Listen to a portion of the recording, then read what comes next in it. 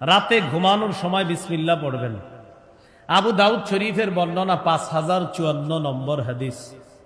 আন্না রাসূলুল্লাহ সাল্লাল্লাহু আলাইহি ওয়াসাল্লাম কানা ইযা আখাযা মাতজাআহু মিনাল লাইল। রাসূলুল্লাহ সাল্লাল্লাহু আলাইহি সাল্লাম রাতের বেলা যখন বিছানায় যাইতেন তখন বলতেন বিসমিল্লাহ ওয়াদাতু জামবি, আল্লাহর নামে আমি আমার শরীরটা বিছানায় রাখলাম। সুবহানাল্লাহ। আরেকটা আছে বিসমিকা রব্বি ওয়াদাতু জামবি, রব আপনার নামে আমি আমার দেহটাকে বিছানার মধ্যে রাখলাম। তাহলে কার নামে দেহ বিছানায় রাখবো বলেন তো? আল্লাহর নামে। এরপর আল্লাহ নবী বলতেন আল্লাহুম্মা গফিরলি জামবি, পড়েন তো আল্লাহুম্মা গফিরলি জামবি।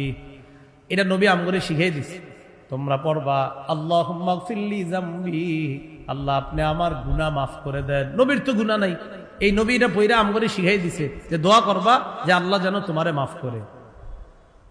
এক নাম্বার বিসমিল্লাহ বলে দেহ মাটির মধ্যে রাখা, বিছানায় রাখা। পুরা দোয়াটা যদি না পারেন পড়বেন বিসমিল্লাহির রহমানির রহিম। এটা বইলা বাংলাগুলা বলবেন আল্লাহ আপনার নামে আমি আমার দেহটা বিছানার মধ্যে রাখলাম। এরপরে আরবি যদি পারেন ভালো কথা, আরবি না পারলে বাংলাটা পড়বেন। আরবি হলো আল্লাহুম্মা গফিরলি জামবি, আল্লাহ আপনি আমার গুনাহ মাফ করে দেন। বাংলাটা পারবেন তো? আল্লাহ আপনি আমার গুনাহ মাফ করে দেন। 3 নাম্বার ওয়া আকসি শাইতানি, মাবুদ তুমি আমার শয়তানকে তাড়ায়া দাও, আমার সাথে যেই শয়তানটা ডিস্টার্ব করে ওরে তুমি তাড়ায়া দাও।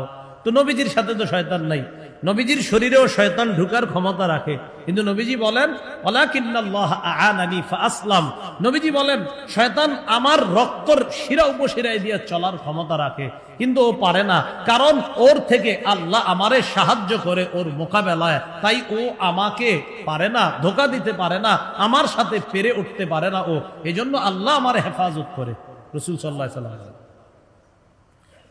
3 নাম্বার বললেন আকসি শাইতানি, আল্লাহ আমার শয়তানটারে তাড়ায়া দেন।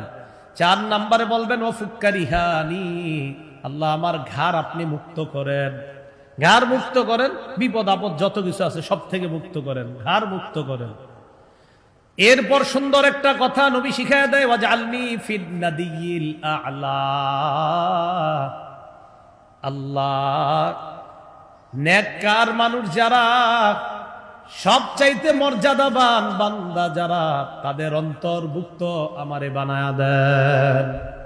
বাংলাটা শুনেন, আল্লাহ আপনার নামে দেহটা বিছানায় রাখলাম, আল্লাহ আমার গুনাহ মাফ করেন, আল্লাহ আমার শয়তানটা তাড়িয়ে দেন, আমার ঘাটটা মুক্ত করেন। আল্লাহ নেককার মানুষ যারা, সর্বোচ্চ নেককার যারা, তাদের অন্তর্ভুক্ত আমাকে আপনি বানায় দেন। যাই হোক, প্রথমে আসি, মূল কথায় আসি। বিসমিল্লাহ বলে দেহটা বিছানায় রাখা, এই মনে থাকবেন ইনশাআল্লাহ। আচ্ছা।